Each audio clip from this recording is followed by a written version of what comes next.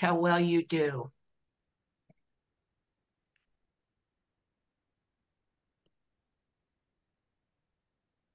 Good evening and welcome to our forum for House Districts 8, 38, 39, and Senate Districts 17 and 21.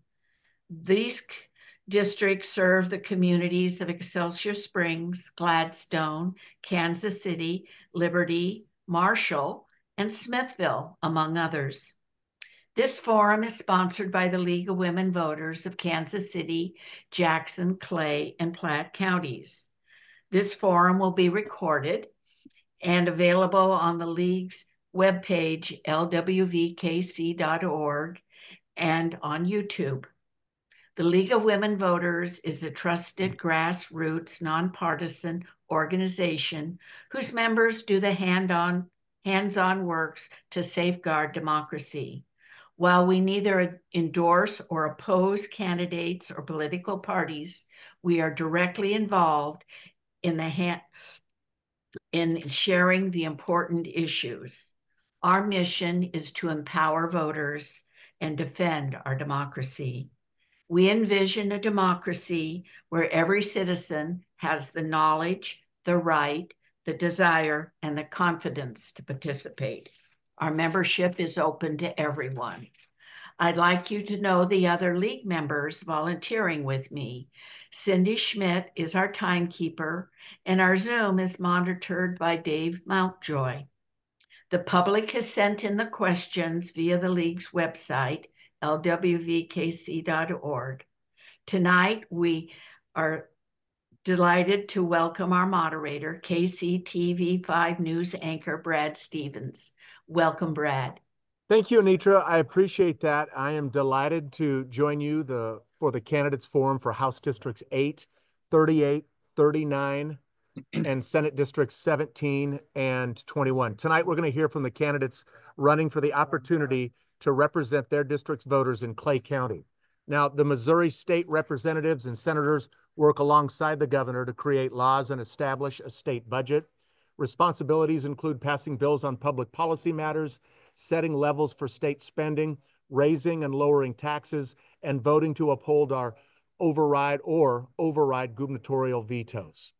Now, state representatives are limited to 4 two-year terms, and state senators are limited to 2 four-year terms. Forums last approximately 90 minutes. I'll ask each candidate the same question selected from those submitted by the public. Now, the order of candidate responses has been determined by random rotation. Each candidate will be given 90 seconds to respond to each question and then 2 minutes for a closing statement.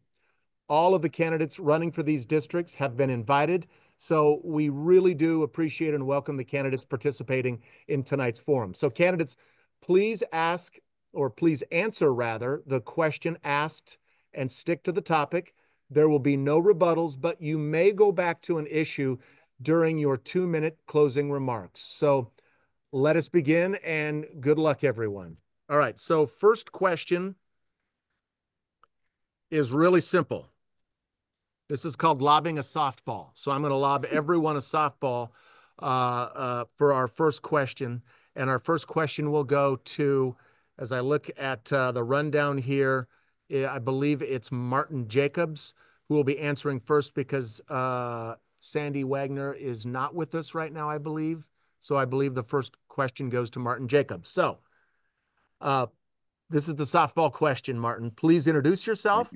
Tell us your education and your background, and most importantly, why you are running for office. You probably asked me first because I'm the oldest of the group, but we'll start there. I'm Martin Jacobs, or Martin is the official name. I'm not a lifelong citizen of Liberty, but I have been here, it seems like a lifetime. From 1985 until 2019, I served as the high school principal for Liberty High and Liberty North. And doing so helped the community grow and develop. And through those years, I grew a great love for the community, but particularly the people of this community. So I want to continue to serve in this capacity. One of the things that will probably come out maybe in the conversation as we go is that by flipping a few seats from Republican to Democrat, we can remove the supermajority of the Republican Party and hopefully get back to some really good, reasonable, well thought out legislative endeavors with moderates on both sides of the aisle. So I have a lot of reasons that I have voiced that I'm running for in terms of issues, but primarily I want to make sure that we have a House of Representatives that is working together to build a stronger state and provide more opportunity for all of our citizens to grow and develop. Thank you. That same question now goes to, and I just want to make sure that I'm not leaving anyone out. So, Anitra, if you'll kind of watch as I ask these questions, I just want to make sure, since not every candidate is with us tonight, that I'm not forgetting anyone, or if I'm making sure that I have everyone in the right rundown. So from Martin, next on the list was Jerry Nolte. I don't believe Jerry is not with us. No, Jerry is with us. Jerry is with us. Huh? Okay, I'm sorry. My apologies, Jerry. Thank you. So, Jerry, same question to you. Please introduce yourself. Tell us about your education and your background, and most importantly, why you are running for office. Sure.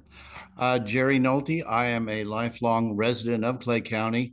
I'm not going to tell you that number unless pressed. But I went to Oak Park High School. I went to Maple Woods Community College. From there, I got involved in a small business that I started in 1978. I did that for about 30 years. I also had some other businesses I worked within.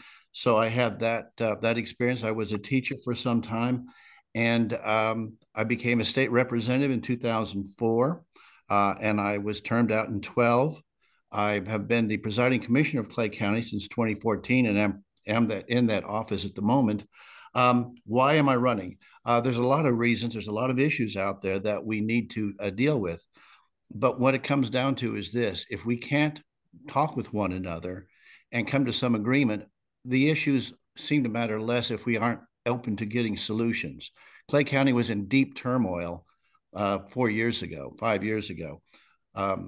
I was part of the solution. I was part of the group that came forward, and we brought more professionalism to Clay County. And I want to bring those same skills to Jefferson City to start calming the water so we can deal with things like public safety and the other issues that are really facing us, taxation. There are any number of issues that have not been dealt with in as timely a manner as they should. We need to be able to move forward and deal with it. Jerry, thank you. Now the same question goes to Maggie Nuremberg. Maggie, please introduce yourself. Tell us about your education and your background, and most importantly, why you're running for office. Thank you, and good evening to all. Thank you to the League for hosting us this evening. So I am State Representative Maggie Nuremberg. I am from Clay County. I graduated from Smithville High School, and then I went on to earn my bachelor's degree at Truman State University. I then went into the Peace Corps, serving with my husband, Greg, in Ecuador, working in rural public health and education. And when I returned to Kansas City, I knew I was called to be a teacher. And I went to UMKC to earn my master's in curriculum and instruction and my certification. And I went on to teach at University Academy in Kansas City, and then returned to the North Kansas City School District to teach at North Kansas City High School before being elected in 2020. Now, as a former educator and a mom of three, I really understand what it means to put first. As state representative, I work across the aisle to secure investments in education and infrastructure and public safety, and I'm committed to putting the needs of my constituents first. As we all know, Missouri currently is faced with a supermajority in the General Assembly of Republicans, as well as all of our statewide electeds. And I believe that Missourians want moderation and a lot less extremism. And I think it's paramount that a Democrat holds the seat to bring balance, not just to the legislative bills before us, but also to the state budget. And I'm committed to continuing to work to meet the needs of my constituents and deliver real results for our community and for our state. Maggie, thank you. Okay, question number one now goes to Jim Bates. Jim, introduce yourself. Tell us about your education and background and why you are running for office. Well, thank you, Brad. My name's Jim Bates. I'm a lifelong Missourian. I grew up in rural Missouri. First one in my family to graduate high school. I got a degree in political science from Missouri State University with the help of student loans and federal Pell Grants while serving in the U.S. Army Reserve and the Oklahoma National Guard. And obviously, with a degree in political science, I've spent the last 34 years in sales and customer service. But I think that background is important because what we're running for is basically a glorified customer service job. Why did I decide to run? Is I did spend 7 years in Colorado. They were a good 7 years. I met my wife. My first two children were born there. But when we moved back to Missouri in 2005, things had started to change.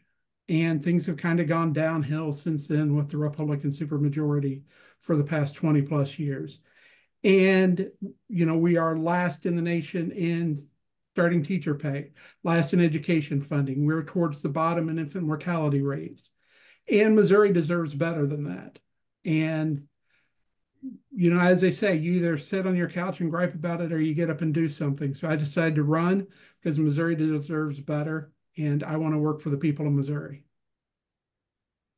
Jim, thank you. All right, on to question number 2. This question to be answered first by Martin Jacobs. So Martin, this question is for you. And again, all candidates will be asked the exact same question. Missouri has the 5th highest gun death rate in the country, according to a recent article in the Kansas City Star. More than half of these deaths are suicides. As a member of the legislature, what gun laws would you support? Well, the complication with the gun laws and really making something really happen is fraught with a lot of political issues and private industry involvement. Particularly with regard to suicides, there are some programs that the state, I believe, can help with in terms of making sure that there are lock boxes in people's homes and they are educated to put things away in a locked up situation. And the school districts can help with that. And so I think with the linkage to what you talked about with suicide, I think the school systems are primed to help communicate and help educate families to make sure that they're providing a safe storage, locked storage with regard to guns. The other factor that goes into that is making sure that we're looking at signs that students and young people exhibit that lead to this type of action. In my career, I've had to deal with students who have committed suicide, and it is probably the most heart-wrenching aspect of a job in terms of being a principal, because you care and love all the kids, and to make sure that we're providing a safe environment for them with helping parents do a better job in the home is going to be critical. Thank you, Martin. Same question is for Maggie Nurenburn. Maggie, Missouri has the 5th highest gun death rate in the country, according to a recent article in the Kansas City Star. More than half of these deaths are suicides. As a member of the legislature, what gun laws would you support? Well, thanks for this important question. I think it is one of the most pressing issues facing our state, and it's incumbent on the General Assembly to keep Missourians safe. Now, as a gun owner myself, I understand for the need for a careful balance when it comes to approaching bills that impact the Second Amendment. However, we know that the evidence supports things like closing the domestic violence loophole and making sure that those who are convicted of domestic violence do not have access to a firearm. We also see continuing escalating trends, unfortunately, of folks dying by suicide. And this is impacting individuals across our state, not just in our urban and suburban communities, but really in our rural areas. And so continuing to make sure that folks across our state have important access to behavioral health and funding and continuing to expand and support our 988 system is absolutely essential. Now, in terms of something that I really support is HJR 144, which I sponsored last year, which would allow for local government to create ordinances around the possession, sale, and transfer of firearms. And again, I believe that it's absolutely paramount that this goes back to local control and local communities decide how to keep their communities safe. Maggie, thank you. Question now goes to Jim Bates. Jim, same question to you. Missouri has the 5th highest gun rate death in the country. More than half of these deaths are suicides. As a member of the legislature, what gun laws would you support? Yeah, thank you for that question. I think one of the most pressing matters is that we get red flag laws passed in the state of Missouri. There was a tragic school shooting in St. Louis a little over a year ago that the parents of the shooter had been begging the police to take the firearms away, and they had no power to do so. So we need to enact red flag laws that if a person is showing suicidal behavior or other antisocial violent behavior, that the police departments are empowered for a certain time period to compensate those firearms. The other thing, as Maggie noted, is local control. You know, I grew up in rural Missouri. I'm a gun owner, and it was not uncommon for people to pull up into the school parking lot with guns in their pickup trucks at the time. But Ava, Missouri, and Kansas City are two very different places. So they need to be able to have gun laws that reflect their own communities. And, you know, our Republican colleagues used to support local control. So let's go back to that. Let's support local control when it comes to establishing gun laws for each county and municipality. Thank you for your answer. Okay, now to our third question. And we're going to go to Jim Bates to answer this. Or excuse me. Jerry. Jerry, Yes, I'm so sorry. Jerry. I don't want to forget you, Jerry. That's the second time I've done this. Shame on me. well, okay, Jerry. that's okay. I don't, I understand. Same question to you. Missouri with the 5th highest gun death rate in the country. More than half of these deaths are suicides. As a member of the legislature, what gun laws would you support? One of the things in my experience was 8 years in the Missouri legislature on public safety appropriations. We spent some time working on the problem, particularly of youthful offenders. The object was if we could turn someone away from violence at an early age, the recidivism rate was obviously much higher and much more easy to enact that intervention that we needed to do. But we do need to support our local police officers. In Clay County, we had some issues with people moving to actually defund the sheriff, in my estimation. That has to stop. We have to have police and sheriff's deputies that are able to do the work that they need to be doing. Unlike people who are in the legislature right now, I actually have been experienced working with law enforcement firsthand in a very local way. On suicide, I would be working more closely with our local mental health organizations, and I would be depending on them to help give us some guidance on that. As someone whose family was touched by violence that resulted in a death, I can tell you that we need to solve the problem. No one needs to suffer through that kind of nightmare. Jerry, thank you for your answer. Okay, now we move on to question number 3. Jim Bates will be answering this question first. According to 2021 data, Missouri has about 250,000 foreign-born residents, 80% of which are naturalized citizens or legal permanent residents. That leaves about 50,000 immigrants who are here on temporary visas or are undocumented. What is your position on immigrants in Missouri? Well, first of all, I think we need to make sure that we understand that immigration is a federal issue and not a state issue. With that being said, we do need to take care of the people who are in the state of Missouri. If you are here legally, we need to be providing services to let them assimilate into the community faster. Keep in mind, this country is built on immigration.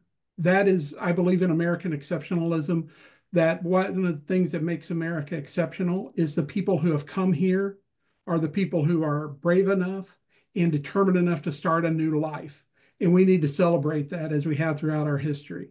So my wife is an elementary school counselor. There are at least 4 students in her school who do not speak English.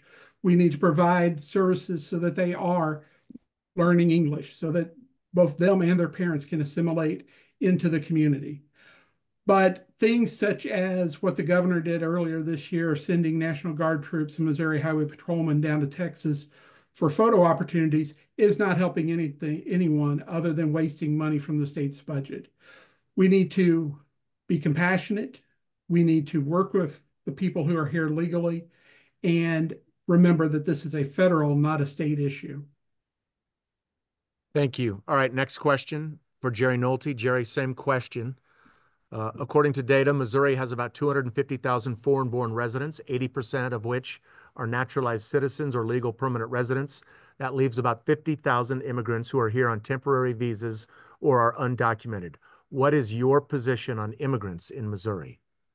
Once again, I feel as though I have a somewhat unique perspective.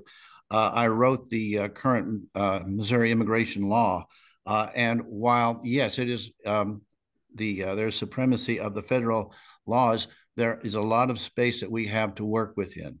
So we were able to work in areas like employment, like incarceration, driver's licenses, a lot of different areas. And I can tell you this, we passed a pretty good body of law. We paid very close attention to where the line is between federal responsibilities and where the space we had to work in would have been. We passed one of the more stringent bodies of law, and we have yet to be challenged on legal grounds on any of that. So we stayed within those. We made sure that the employment that employers would hire legally present individuals. We mandated E-Verify. That's an important step. And we also put teeth in it for those who would hire and exploit foreign workers. And finally, I think we are seeing some very tragic consequences of the neglect of immigration as an issue when we see it, particularly human trafficking. That is something that is particularly disturbing. But we need to know where our boundaries are, and we can work within those boundaries to make a difference. And I think the citizens of Missouri want us to be able to deal with this issue in a very constructive way. Jerry, thank you. This next question is same question for Martin Jacobs. Martin, same question. Missouri has about 250,000 foreign-born residents, 80% naturalized citizens or legal permanent residents. That leaves about 50,000 immigrants who are here on temporary visas or are undocumented. What is your position on immigrants in Missouri? Well, it's focused on the 50,000 that are undocumented or temporary visas.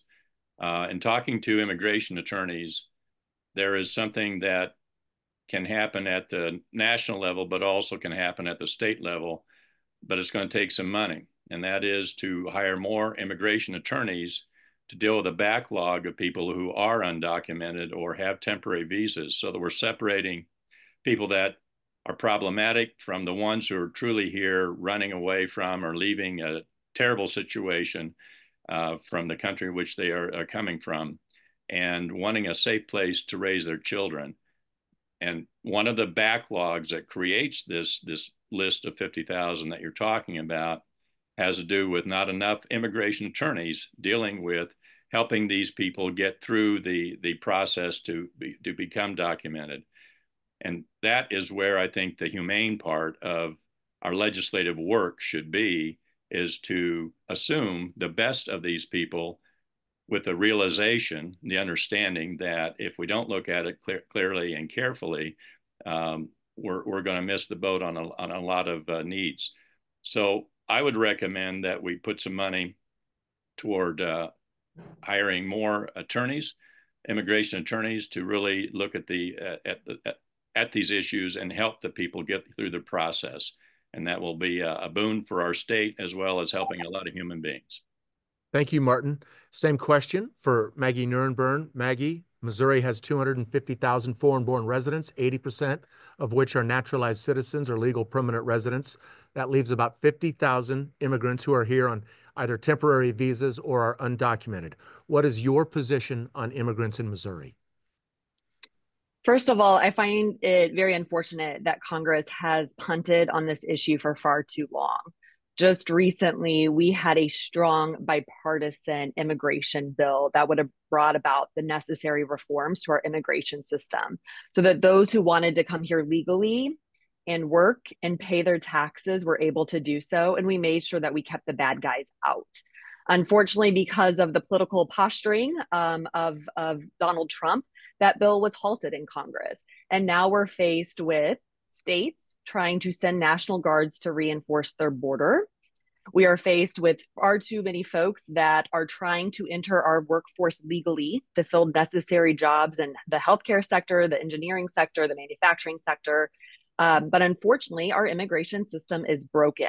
And so what I do, where I stand on this issue is first of all, I supported sending our National Guard down to secure the border. I supported those appropriations and I spoke in favor of those appropriations on the floor because Missouri National Guard has been at the border for over 2 years. And so we were simply reinforcing what the federal orders already were.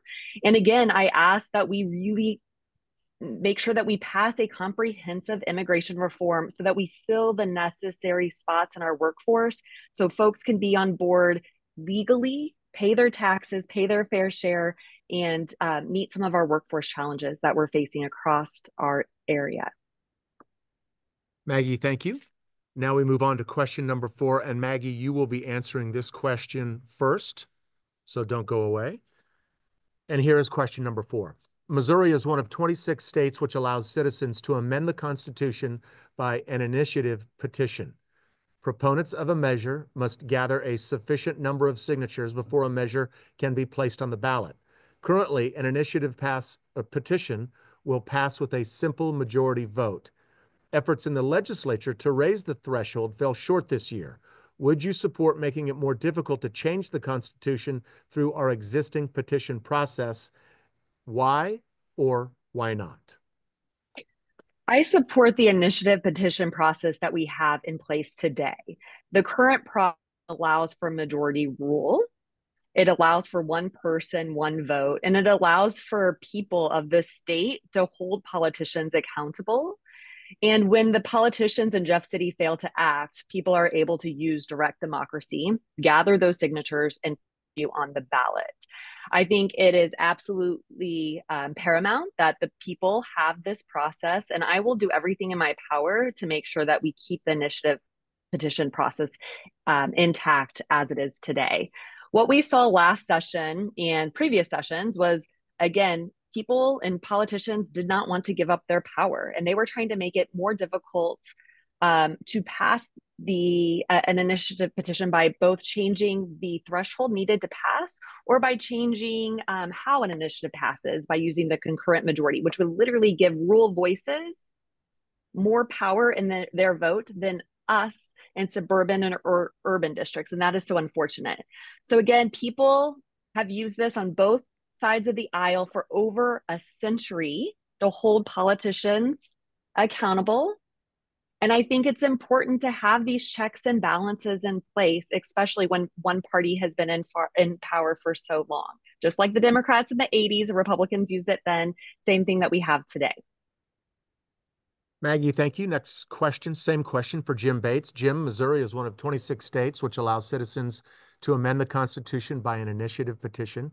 Proponents of a measure must gather a sufficient number of signatures before a measure can be placed on the ballot. Currently, an initiative petition will pass with a simple majority vote. Efforts in the legislature to raise the threshold fell short this year. Would you support making it more difficult to change the Constitution through our existing petition process? Why or why not? I absolutely support the initiative petition process the way it is now. It's been in the Missouri Constitution for over 100 years. It has worked for decades.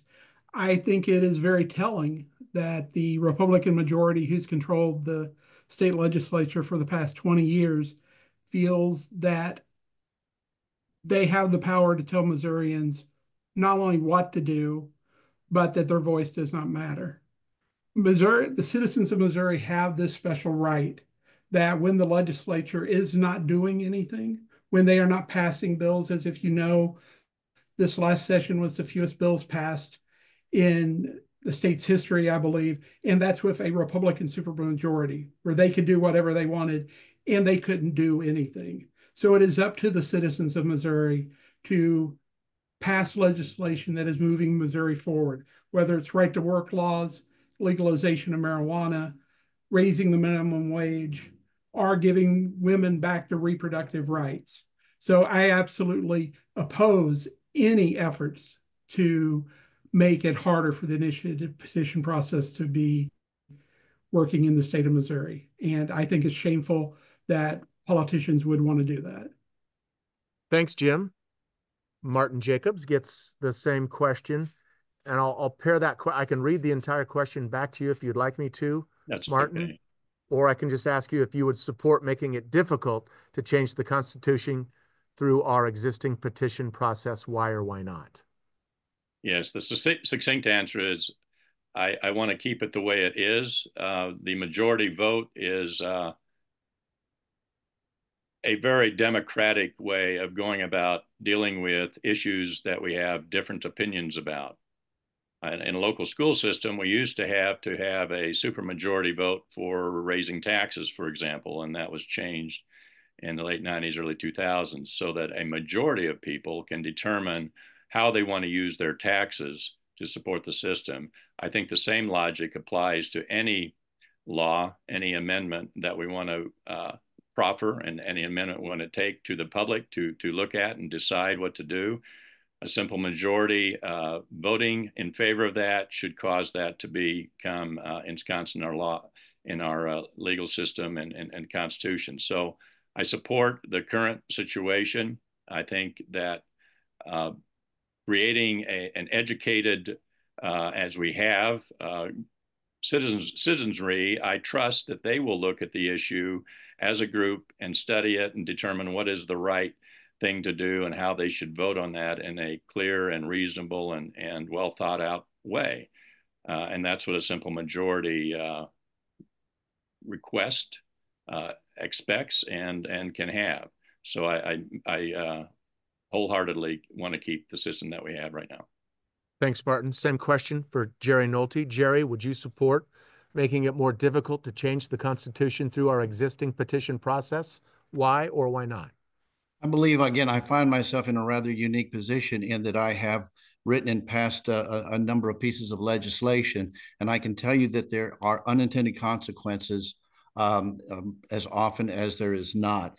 So I would steer a middle course on this. On the initiative petition, when it comes to statutory questions, right now, if the people pass it by a majority, it can be reversed in the legislature by the majority. I would give the people a higher priority on that and make it a supermajority for the legislature to override a statutory move by the people. Constitution, I think there has to be a higher one, because that is very much more difficult to reverse if a mistake is inadvertently made, and mistakes do happen.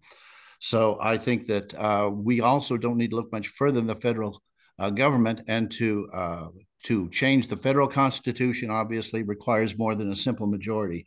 I think we need to make sure that we are more deliberative in this process, and the way to do that is to bring it into that kind of a realm where we are basically coming up with a compromise. Like I say, I think a middle course is going to put us where we need to be. I've seen a number of initiative petitions where there were some issues, and the people who passed it did not intend it. There have been a number of those, and I don't want to go into detail because I don't have the time because of our constraints. All right, thanks, Jerry. And Jerry, you will get the first crack at question number 5. So let's dig right into it right now. There are 6 ballot measures on the November 5th ballot. 2 are constitutional amendments sponsored by the legislature. The next 2 questions concern these amendments. Amendment 6 would impose a $3 fee in every circuit court criminal case, which would go towards funding retirement benefits for sheriffs and other court personnel.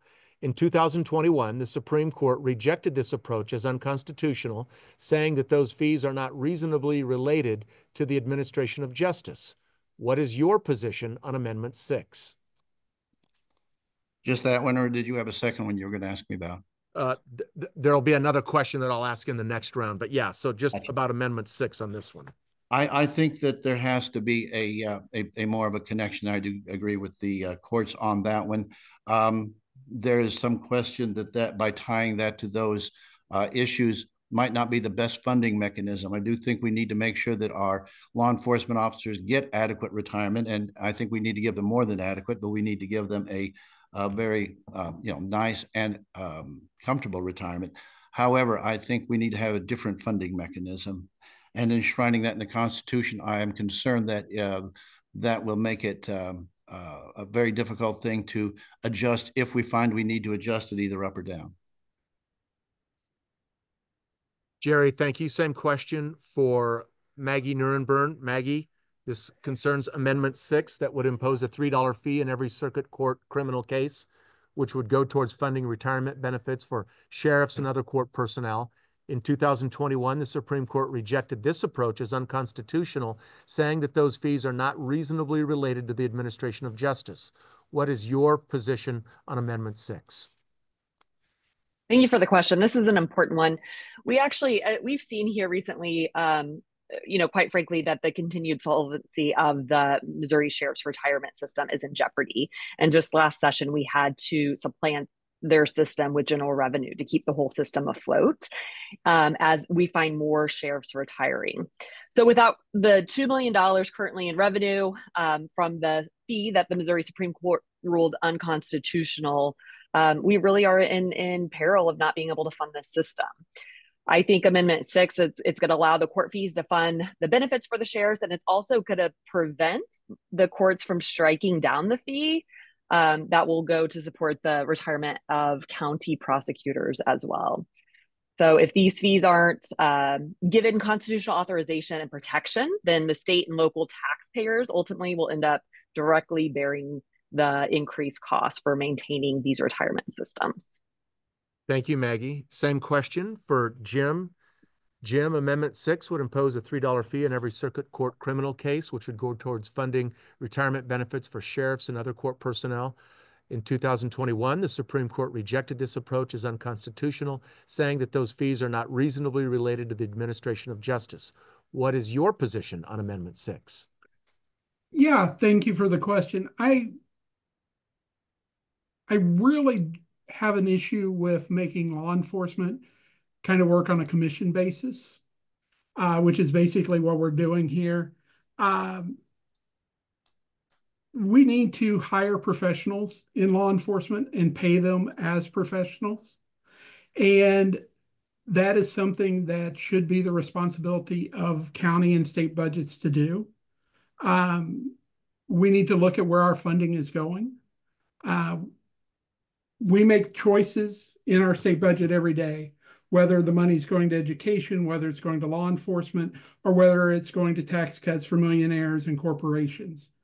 So we need to make the right choices, and funding retirement for our law enforcement professionals is the right choice. Funding tax cuts for millionaires and corporations, not necessarily the right choice. Same question for Martin. Martin, on Amendment 6, what is your position on Amendment 6? Well, I agree that we need to support all entities, all of our public servants in a better way, particularly with regard to retirement. Missouri has one of the best retirements in the country for teachers. It seems to me that we should be able to do the same thing for the sheriff's work and the work that they do to protect us. So on balance, we need to do a better job as a state in supporting that. But in order to get there in the immediate situation, the $3 fee may be the best step we can take to provide an immediate resource to make sure that we're providing the funds necessary for our sheriff's department. So I don't look at it as a permanent situation that is going to take care of the problem forever. We need to take a look at how we're funding and how we're providing resources for the retirement system for our sheriff's office. Those people put their lives on the line and protect people and provide a great service, and they should get the due that they have earned through a lifetime of supporting the citizenry. So the $3 fee is fine. It should go forth, in my opinion, but it should be viewed by the legislators as something that has to be worked on in the long term. Thanks, Martin. And Martin, you will get the first crack at question number 6, which focuses on Amendment 7, also proposed by the legislature. It's a two-parter. Amendment 7 would forbid ranked choice voting, which is essentially a means of having an instant runoff in elections in which there are multiple candidates. It also states that only U.S. citizens would be allowed to vote, which is already the law in every state, including Missouri. Martin, what is your position on Amendment 7? Well, the last statement you said is kind of something that's unnecessary in the current situation because you have to be a citizen in order to vote. But ranked choice voting has a lot of appeal. It has a process in which the result can be a more democratic way of electing folks into office. There are a number of states that have begun to do this across the country, and they're finding that they are getting a better result in terms of people that are very serious and reasonable in their thinking and their ability to do the job in a very constructive way because of going through a kind of a vetting process, if you will, by the voters. And it isn't a one person pitted against another or one party pitted against another, and money's raised to fight back and forth. It becomes a more logical and reasonable way of electing people to these important positions. So I think it's something that should be looked at. I think that in terms of the amendment, I don't support saying that this should be outlawed in the state of Missouri. I think we should be open about and open-minded about helping our democratic process become even better. And ranked choice voting is something that we should take a look at and see how it's performing with other states. Thanks, Martin. I'll repeat the same question for Jerry on Amendment 7, which is also proposed by the legislature, is a two-parter. It would forbid ranked choice voting, which is essentially a means of having an instant runoff in elections in which there are multiple candidates. It also states that only U.S. citizens would be allowed to vote, which is already the law in every state, including Missouri. What is your position on Amendment 7? I would differ in some ways with what was stated, that it is the law of the land. The law of the land can be changed. I think as far as non-citizens voting, I do think it needs to be in the Constitution. There are some municipalities, New York City, I believe, is one of them, where folks who are here without benefit of legal presence, or for that matter, even if they're legally present, they should not be voting. I think we need to make sure that that is something that is such a bedrock of what our process is built upon, that there should be no doubt that voting is something that is reserved strictly for citizens of this country, and should not be extended to those who are, whether they are legally or illegally present in this country. They do not have the right to vote unless they are, in fact, become American citizens. I think that's such an important point. It's hard to see how that could not be something that we would be wanting to endorse and put into something, as that would be one thing that would be permanent enough to put in the Constitution, and that is protecting the electoral process, which we need to make sure it has the highest confidence of the people that it can possibly have. Jerry, thank you. Same question for Maggie. Maggie, what is your position on Amendment 7? I oppose Amendment 7, and here's why. I want to address the ballot candy that leads the top bullet of this Amendment 7. And essentially, this ballot candy is there to trick voters, to try to improve its chance of passing, claiming to prohibit non-citizens from voting, which is already illegal under both federal and state law. In terms of ranked choice voting, I support ranked choice voting as a means of finding more moderation in the individuals we're able to elect to represent us. I think, and what I've seen certainly in the legislature, is that the General Assembly has a tendency to try to legislate what they don't understand. And I think ranked choice voting was confusing for a lot of people at the first go of it. And since we don't have any form of ranked choice voting in any area of the state except a certain form of it in the city of St. Louis, I think it's still a little bit confusing for folks. However, I think trying to ban it is short-sighted, especially when there's really no movement currently afloat to try to implement it here in the state of Missouri. And we're, again, just leading with ballot candy, purposely designed to trick voters. And again, I just want to reiterate that I strongly support our strong state and federal laws that already make it illegal for non-citizens to vote, as these laws do safeguard our democracy. Thank you, Maggie. Same question for Jim. Jim, what is your position on Amendment 7? Yeah, I oppose Amendment 7. It is basically a tactic by the supermajority in the state House and Senate to maintain their power. They are afraid that if ranked choice voting were to become law in the state, that they would no longer hold the power they have and the ability to tell Missourians what to do. As far as non-citizens voting in our elections, it is both in the U.S. Constitution and the Missouri Constitution that non-citizens are not allowed to vote. So it is a scare tactic. And I find it personally insulting to Missourians that in order to maintain their power, they want to scare Missourians into something that is already in our state constitution, in our federal constitution, just so they maintain their power. All right, thank you. Appreciate it, Jim. Next question. We're going to move on to question number 7 now. That will go to Martin.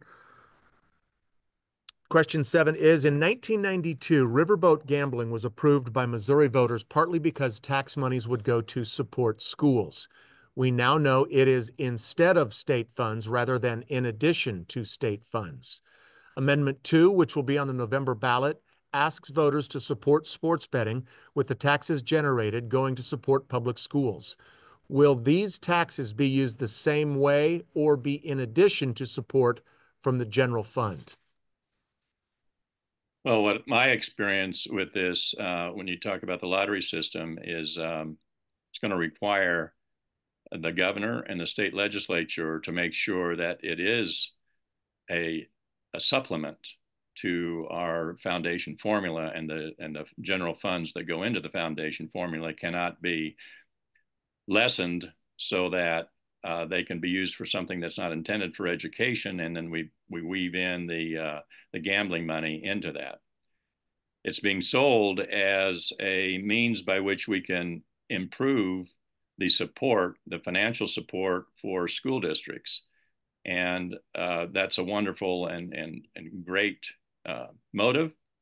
But the reality is, if it isn't enforced, that the general fund is funding the foundation formula to the level that it is, and using the adequacy targets that they use right now, and continue to improve upon that, and this is added to that as a supplement, not a supplanting, then yeah, it would be fine.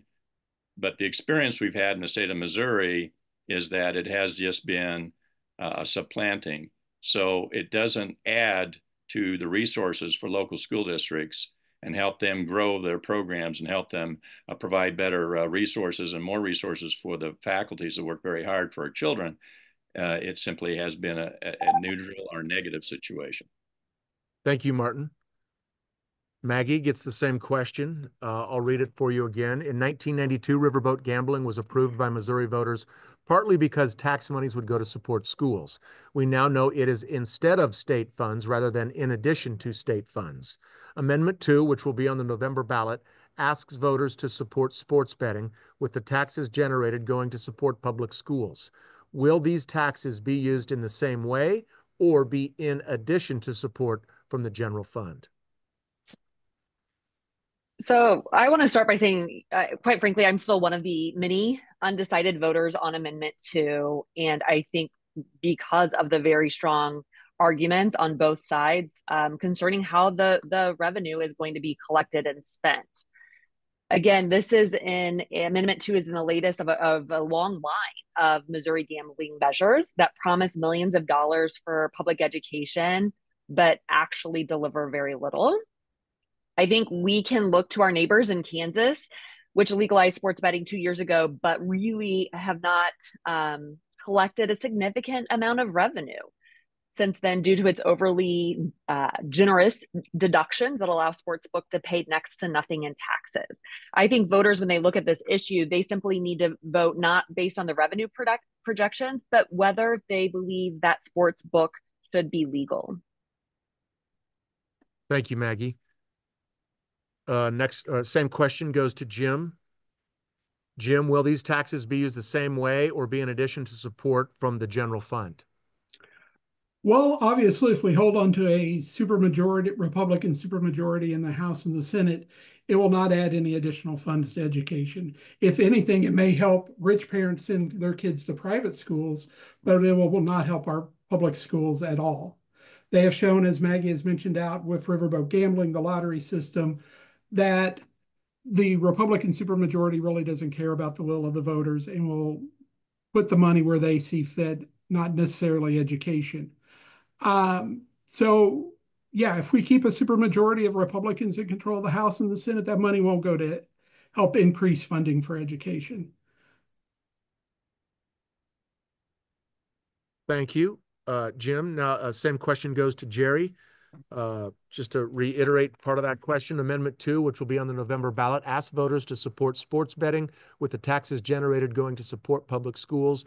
Will these taxes be used the same way or be in addition to support from the general fund?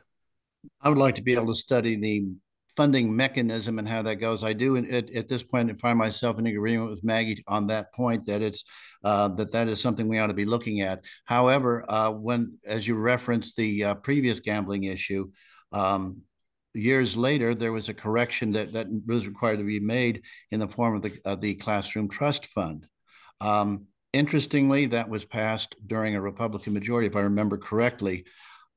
Something about this whole tenor that is concerning me is that rather than carping about a supermajority, perhaps we should be thinking about working together and coming up with these solutions. The Classroom Trust Fund is something that, if I remember correctly, had bipartisan support. I think to say that Republicans are somehow adverse to funding for education, I think is a myth that is a shame that we are promulgating here. When I was in the legislature, we also passed a school funding formula that made particular efforts to make sure that we were funding in an adequate way, because we wanted to fund education in the most effective way we could and in the most fiscally responsible way we could. So I would submit that that turning this into a partisan issue does not serve our citizenry well. Thanks, Jerry. Our next question is for Jim. We'll start us off. Jim, do you support Amendment 3? That's the Right to Reproductive Freedom Initiative. Will you commit to upholding the will of the voters if it passes? Absolutely. As we mentioned earlier on the initiative petition process, it is what it is. The voters have the right to say, use their voice. It is not the job of the elected officials to then come back in and correct what the voters said or to modify what the voters supported. And I absolutely am in favor of a woman being able to control her own reproductive health care. Yes, I've talked about the supermajority a lot here tonight. And the reason for that is if we want bipartisanship, if we want people working across the aisle, then we cannot have a supermajority. When the one party in charge of the state house and the state senate can pass any bill they want to without any help from the other side, you are not going to get bipartisanship. You are not going to get cooperation. So yes, I've mentioned the supermajority quite a few times. And that is another reason Amendment 3 is very important. And if things are the same way in the state house and in the state senate, it is not going to matter what the voters choose. They have already mentioned that they will do what they can to dilute the voice of the voters. Thanks, Jim. Same question for Jerry. Do you support Amendment 3, the Right to Reproductive Freedom Initiative? Will you commit to upholding the will of the voters if it passes? I think it's not much of a secret. I am pro-life. I always look at what the voters have told us to do. And in this case, as in most cases, in all cases actually, we need to look at the voters as our bosses. And at this moment, the bosses are preparing to speak on this issue. I'm the employee, I am listening, and I think we need to see what the will of the people is. There seems to be an assumption that it will pass, and it may. Um, Once again, to revisit the supermajority issue that seems to be prevalent, having served in the legislature as the majority, I had made concerted efforts in all levels of legislation to bring in like-minded people from the other side of the aisle, and successfully so. Um, I think that we should be reaching our hand out to all like-minded individuals, and I think we should be looking for ways to work cooperatively together. I think people are pretty sick of the bickering and the rancor that seems to be a hallmark of where we are at in the legislature at this moment. And I got to tell you, it was not that way when I was there. It's a shame that we are now in a position to where that seems to be what you hear so much of. And I'm sorry that that's the experience, but that's why we need new people in there who can bring back bipartisan cooperation and a spirit of working for the people. Thanks, Jerry. Next up is Martin. Martin, same question to you. Do you support Amendment 3? That's a very complicated question in terms of personal and professional viewpoints. I support the amendment because it's going to improve and take care of the current law, which is harmful. The current law is harmful to women, and I know that through personal experience. So it must change, and the amendment, if it's passed, would require the state legislature and the governor and the attorney general to support the will of the people. And we will have to make sure that we watch and be careful and make sure that the will of the people is actually carried out in the actions that will happen after the vote is taken. But it is a law that must is law that if passed will dramatically change what currently is a terrible law. It has put women in harm's way, has had a terrible effect upon families who have found themselves wanting to have a child, and they find that their child won't live after outside of the womb. And it puts physicians in a terrible situation to recommend something that would put their licensure at risk. And that just simply cannot happen in a free democratic society. Thanks, Martin. Same question for Maggie. Maggie, do you support Amendment 3? I strongly support Amendment 3. You know, we've talked a lot this evening about extremism in the state. And to me, there is nothing more extreme than a General Assembly that enacted a state law that banned abortion with no exceptions for rape or incest, or even in the case of the mother's very life being at risk. We have doctors and nurses not wanting to practice in the state, not just for the risk of losing their license, but for being jailed, simply doing what they were called to do in practicing medicine. Again, it's not just about restoring the access to abortion. This is also about guaranteeing access to birth control, access to IVF. And I absolutely am going to stand with Missourians in ensuring that this amendment passes. And I have to remind voters listening tonight that this is a two-step. It's voting yes on Amendment 3, but then it's also voting to elect candidates who you know will be there to uphold the will of the voters, to stand with the voters, to finally restore reproductive health care in this state. Maggie, thank you. Maggie, you will answer first the next question, question number 9. Public education has to provide public-funded services without discrimination.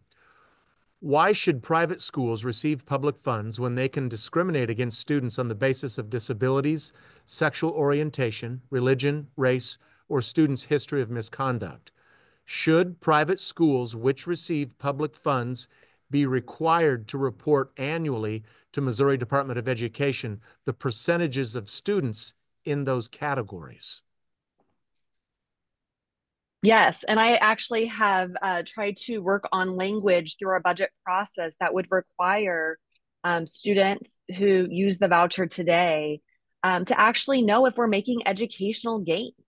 So first of all, I want to back up and say that I strongly oppose diverting public dollars to private, unaccountable, non-accredited public dollars to unaccountable, non-accredited private schools.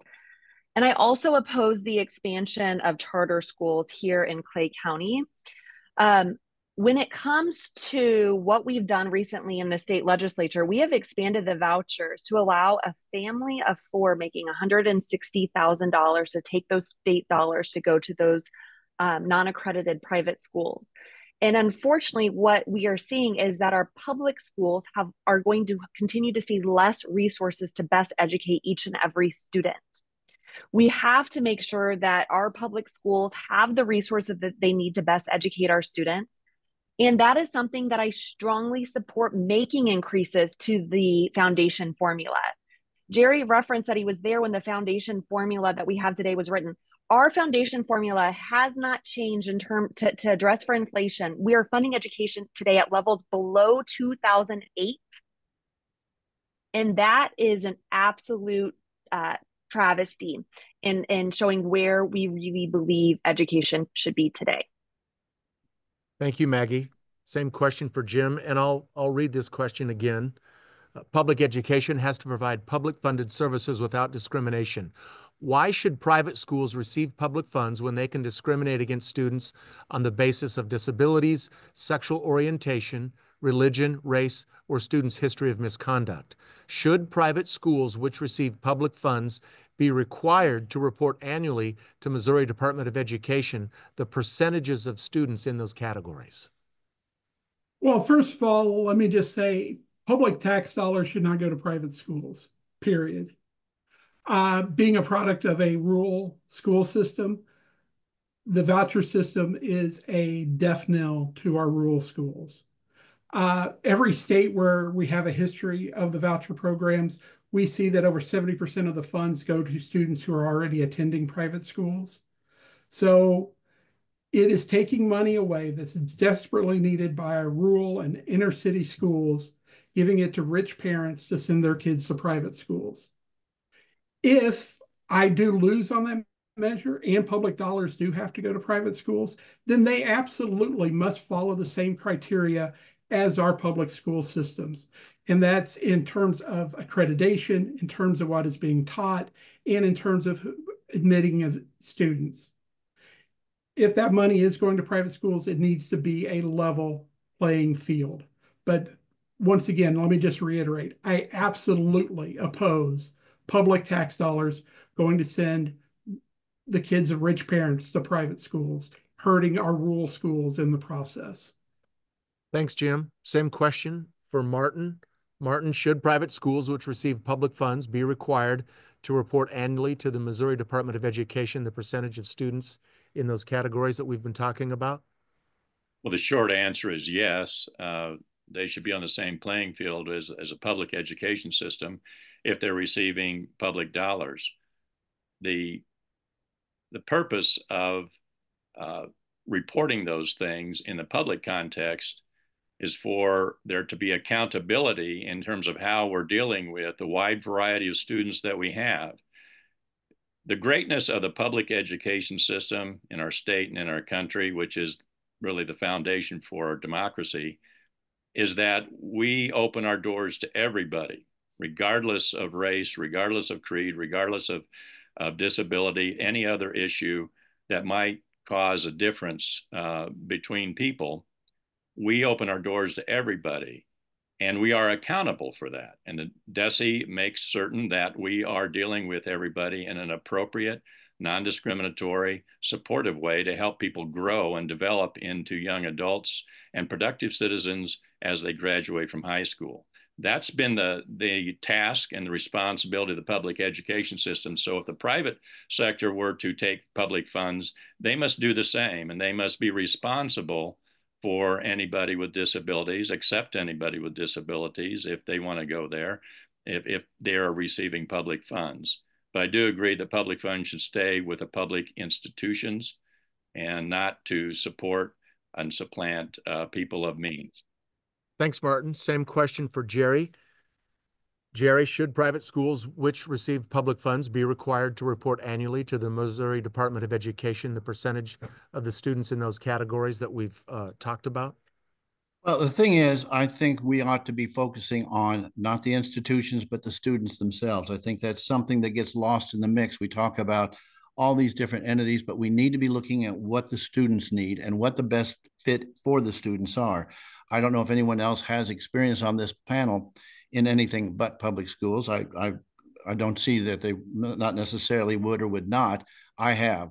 And I can tell you in a parochial school setting, from firsthand experience, I see people of different races. I see people of different economic backgrounds. I went to a parochial school. My dad worked in a warehouse. I hope nobody's going to figure that because he worked in a warehouse that he is somehow wealthy. I've also experienced people in private and parochial schools who have developmental disabilities. These are all myths that are put out there because there are in fact those people, and I have seen it. When you're talking about a level playing field, if we're talking about a level playing field, you can only talk about that, I think, in a reasonable manner if you're talking about level funding. And quite honestly, with a lot of the issues that get brought up in public schools that people have concerns about, that parents have concerns about, I think we need to be able to listen to their concerns. And you really don't have a choice in schools unless there is a financial component that allows you to have that choice. Otherwise, you are going to be doing just what is being done now. Okay, Jerry, thank you. Don't go anywhere because you will be answering first Sure. on the next question. And that question is, in 2018, more than 67% of voters across the state rejected so-called right to work. Would you uphold the will of the voters and oppose any legislation that would attempt to pass right to work again in Missouri? The thing is, yeah, I do uphold the will of the people. I see the ability for companies and unions. I see that as a negotiation between two parties. Now, does that mean that we are completely hands off? That is not that way in almost any other endeavor. But unless there's a change in the will of the people, I think to figure that in 2018 the will of the people will be the same as say 2028 is not necessarily a logical thing. I think we need to continue the dialogue with the people on all issues. There are some settled questions, but there are also questions where the people of the state may well take a different tack, and they may well have a different opinion. And we need to be responsive as elected officials to what the electorate is expecting of us. So I will uphold the law because that is what we are supposed to do as elected officials. All right, thanks, Jerry. Same question for Maggie. In 2018, more than 67% of voters across the state rejected so-called right to work. Would you uphold the will of the voters and oppose any legislation that would attempt to pass right to work again in Missouri? Yes, I stand with the 67% of voters, and I strongly oppose so-called right to work. We know workers in right to work states have lower incomes and fewer benefits. And quite frankly, it's wrong for Missouri. And that's exactly what voters said when they went to the polls. Now, I am a fourth generation union member, so I take this very seriously. Also, I'm going to continue to be a champion for organized labor and for working families. I understand that our unions support so many of the good paying jobs that we have right here in our community today. And I understand that these workers are the backbone of our economy. I will stand in the Missouri legislature and fight any and every attempt to undermine workers' rights and Missourians' constitutional right to collectively bargain and their constitutional right to organize. Maggie, thank you. Same question for Jim. Jim, would you uphold the will of the voters and oppose any legislation that would attempt to pass right to work again in Missouri? I would absolutely stand with the 67%, and over 60% of the voters in each of the counties in my district opposed right to work. Uh, I got into this race to represent working Missourians. I come from a background of my mother is 75 years old and she is working. She went to work today. My father was a truck driver until he was in his 70s. So I come from a working class background. I still consider myself a working class person. So I stand with the working men and women of Missouri. And for that, right to work is a terrible idea for the state. The more union jobs we have in this state, it lifts up every worker in this state, which in turn lifts up every business in the state as you have people who have a better uh, cost of living, people who have a higher income, they're able to patronize businesses more. So I absolutely would oppose right to work and stand with that 67% and with the voters of every single county in my district. Thank you, Jim. Same question for Martin. Martin, would you uphold the will of the voters and oppose any legislation that would attempt to pass right to work again in Missouri? I would. I do support the will of the voters and would fight against anything to abridge that. It's obvious from an economic point of view, just a cold economic point of view, that when people have an opportunity to collectively bargain, that it forces the issue of providing better benefits and wages for our people. And when we do that, we grow the economy. It's really simple. We grow the economy by helping our wages grow. And that money gets spent on items that people need. And there are taxes that are associated with that. That helps the entities that benefit from our tax system. So it's critically important that we stay the course with that and continue to grow and develop the collective bargaining structures to allow people to grow their incomes collectively and individually. Unions help with that in a great way, and it can be helped in a lot of other ways and in many other private situations. But the fact is that we need to make sure that we provide that opportunity for that type of communication and discussion and negotiation to happen so that we can grow the economy. Thanks, Martin. And you are first up to answer this next question. Before we get to our 2-minute closing statements, here's the last question from me. What is one question you wish I had asked, and how would you answer it? Another softball for you all. Well, I'm not sure. You asked me so many questions. I'm not sure what else there is to say. Maybe what is my prediction for the Royals game tonight? No, I'm just kidding. I think that a possible question would be have to do with some of the issues that we're dealing with as a state that go back to the economic growth. We're in the bottom half of growing as a state economically in terms of wages and business coming, that sort of thing. And I really believe that and understand anyway through my own experience as an educator that a foundation for that is a strong public education system that makes and builds bridges for young people to get into the workforce in an effective way. And there's a new program being built, not really new, but a revised program being built at Northland Workforce in the Clay County and Platte County area. And that is a program that's going to help bridge the gap between high school kids and the workforce in a more powerful way than we've done at those institutions, the career centers that we have in our area. So that would be an area that I would like to explore. Thank you, Martin. Jerry, next question for you. Which question, is there one question you wish I had asked you? Yeah, it would be related to growth in the Northland. That is the story here.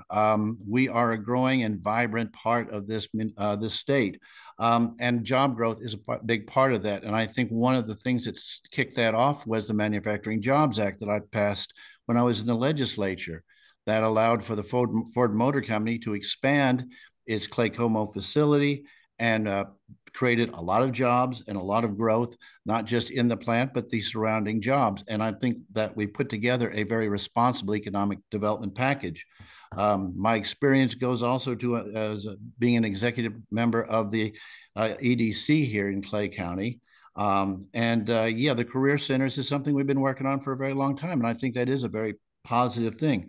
The CAPS program, that is the Center for Advanced Professional Studies, that we worked on with the school districts to make sure that we were able to prepare students for work in the workforce and to be productive, especially with an eye to those who are not necessarily going to be going to a four-year institution, but people who we are need in the trades, and that we need to do some of those jobs that, quite frankly, have gone wanting because we don't have them trained. So we need to make sure that we are growing in the Northland in a way that is healthy and that is a way that will add to the prosperity of all our citizens. Thanks, Jerry. Now to Maggie. Maggie, is there a question I should have asked you? Yeah, I want to talk about Prop A and my support of Prop A, raising the minimum wage. So I strongly support Prop A for the following reasons. Currently our minimum wage is set at $12.30 an hour. So for a full-time worker, that is roughly $25,000 a year. And that is insufficient for someone to live on, let alone raise a family on, especially considering the rising cost of food and of housing. Now, I think raising the state's minimum wage to $15 an hour, again, gets us more to paying workers truly a livable wage. And what we see, especially with low wage workers, is they tend to spend every dollar they earn back into our economy, boosting consumer spending, strengthening our economy.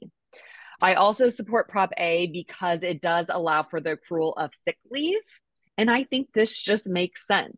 Mandatory paid sick leave allows, especially in this post-pandemic world that we're living in, I think everybody is well aware that in allowing of a worker to stay home instead of expose their workplace to that illness makes for a healthier workplace and a healthier, happier community.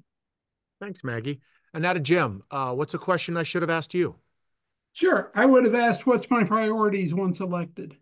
And I've got three main priorities. The first one is lowering taxes for all Missourians.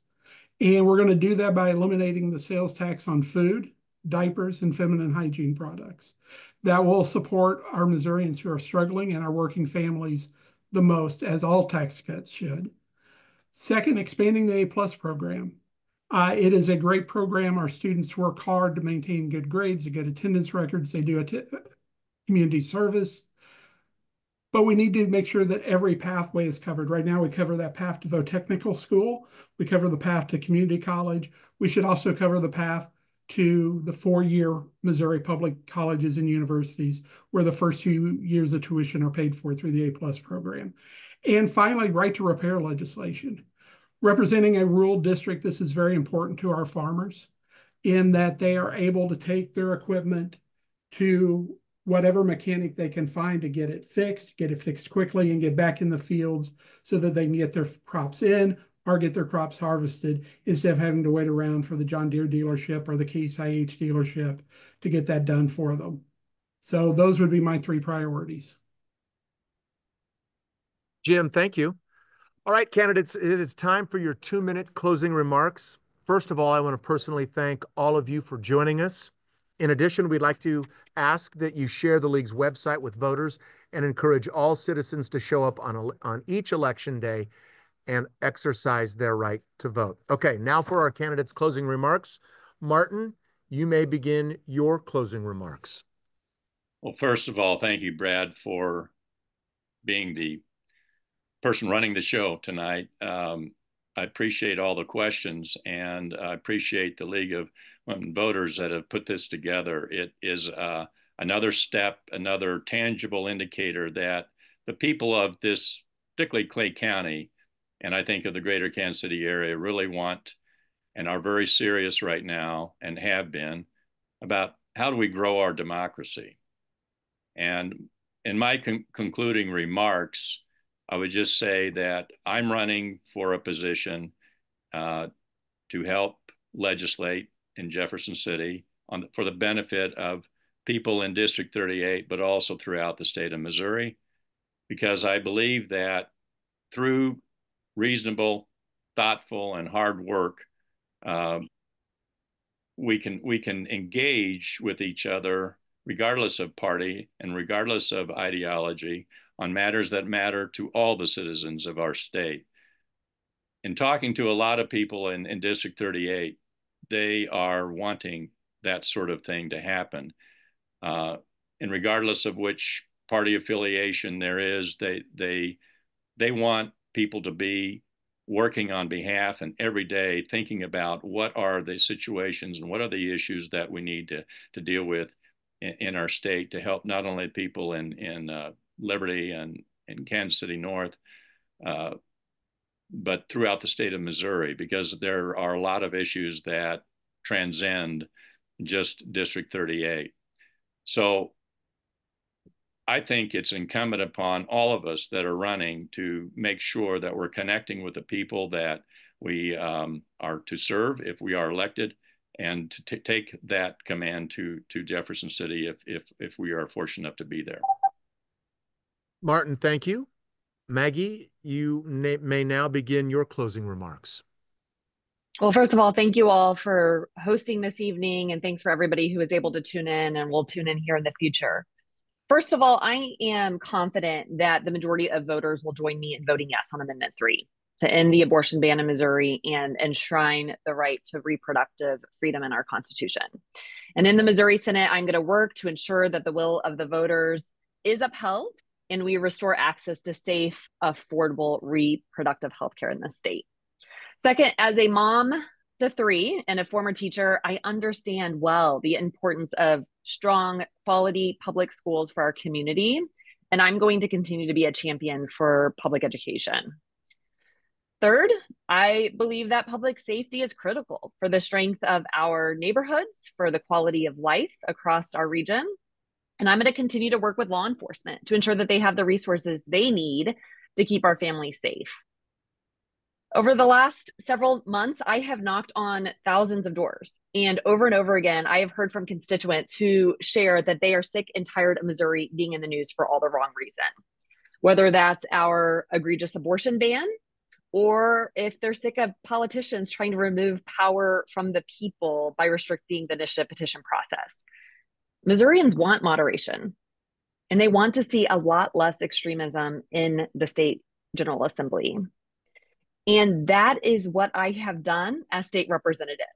I have garnered a reputation of working very well across the aisle to secure wins for our community, to secure significant investments in infrastructure, in education, and in public safety.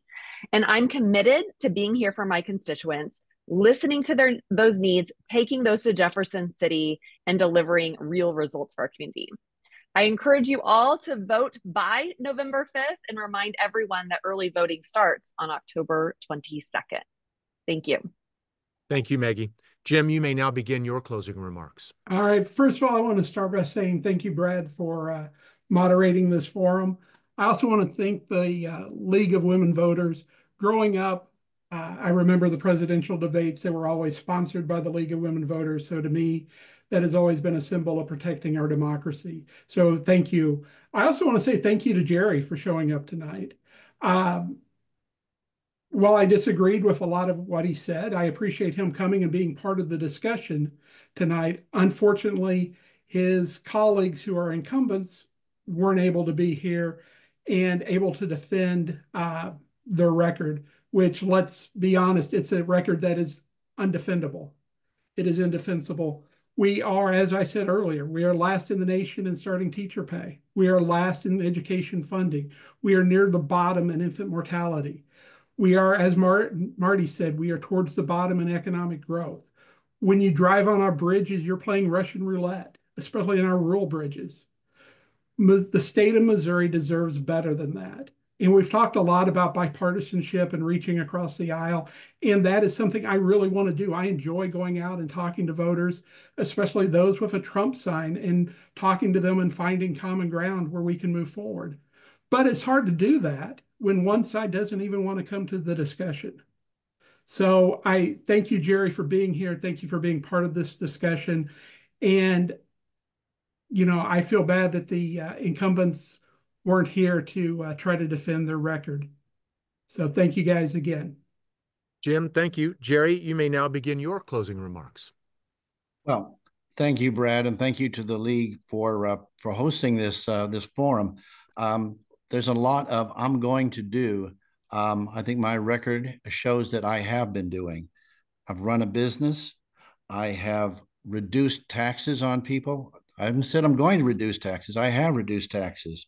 When it came time to look at how we are going to reduce government, we started with cutting our own salaries. I cut my own salary roughly 30% by pushing for the Constitution that we now have in this county.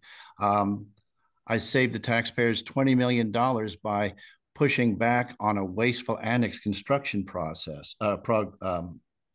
Excuse me. I have passed legislation.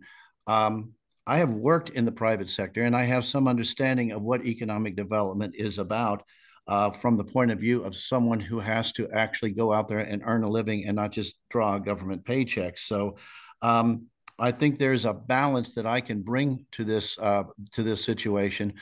And I think one of the biggest things is that, as I had said before, this was a county that had a lot of turmoil and a lot of problems. It took a long time, and it took a lot of talking and a lot of working to get it done. But we were able to restore funding for the sheriff's department.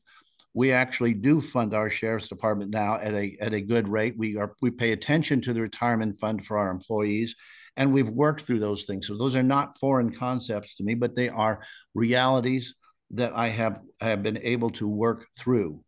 And I can take this experience and I can go to Jefferson City and I can start working towards building a consensus to where we have a sense of working together and to make sure that we as a legislature do the will of the people in a more effective way than we have been doing. That's what I bring to the table. Jerry, thank you. And I want to thank all of the candidates tonight. Your commitment to your communities is truly inspiring. It really is. And now I'm going to turn things back over to Anitra. Thank you, audience, for your interest in the November election. A recording of this forum will be available on the League's website, lwvkc.org. Please take a moment to share our forums via your Facebook, Nextdoor, and other social media channels. And remember, for voting and candidate information, visit lwvkc.org and vote411.org. Thank you and good night.